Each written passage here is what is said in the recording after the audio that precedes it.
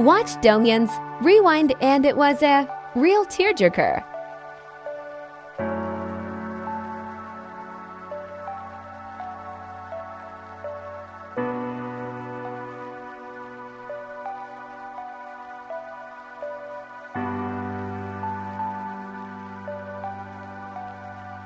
Madalas nating sinasabi, marami pa namang oras, marami pa namang pagkakataon. Ang hindi natin alam, maikli lang talaga ang panahon, maikli lang talaga ang buhay. Alam natin sa ating mga sarili na hindi natin alam na kung hanggang kailan lang ba ang ating mga mahal sa buhay. Kaya kahit walang selebrasyon o okasyon, ipagdiwang natin araw-araw na nakikita natin ang isa't isa, nayayakap natin ang isa't isa. Sulitin natin bawat pagkakataon.